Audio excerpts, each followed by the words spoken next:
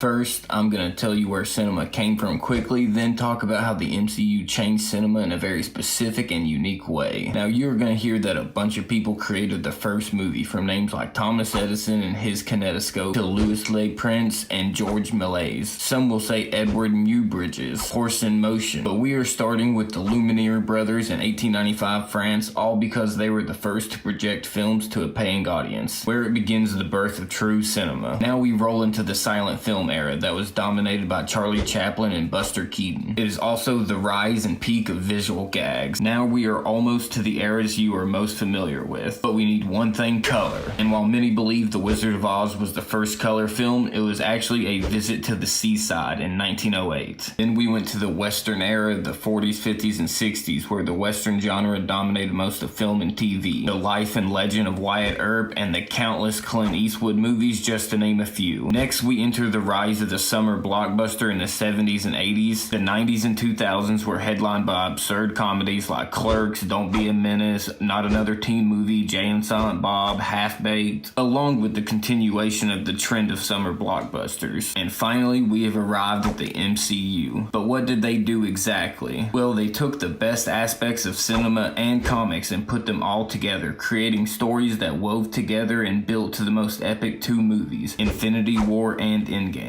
They took the big budget, amazing CGI, and amazing fight choreographers from movies, while also taking the way comic books all work together with each other to build up to the team-up books. And the magic really comes from how they made 19 movies with over 100 different characters all feel like they belong in the same universe and good reasons for being present in the movies. As before, the only time you'd get movies with the same characters would be if they were direct sequels, and sometimes those direct sequels didn't even have the original actors. But the MCU set a standard of not only having your favorite characters in their movies, but also making little guest appearances in other movies, while also having a major role in each of the Avenger movies. They've even taken ideas from TV and created awesome spin-off shows like WandaVision, Loki, Not Falcon and the Winter Soldier. And after watching Ant-Man and the Wasp: Quantumania, it made me want to go back and watch the last few episodes of Loki, as spoilers, but the main villain in Ant-Man is Kang. And before I forget, another thing they did so well that nobody has quite done since is how they make each of the movies in a phase feel unique, while also setting them up perfectly with the main Avengers movies of that phase. But on top of doing that for each of the four phases, they've also made the Avenger movies feel like proper sequels to each other. I know people who love these movies, but some have only seen the Avenger movies, while the others have seen every movie. It's something unique to satisfy an audience who has no context, while also pleasing and giving throwbacks to those who have watched everything. And it's why Infinity War and Endgame are two of the best movies ever made. They took over a decade of hard work, all for it to pay off in the most epic conclusion in cinema history. And I'll stand by, Infinity War is the better film. Endgame was great for so many reasons, but Infinity War and following Thanos' conquest to get the stones will be the best villain movie ever made.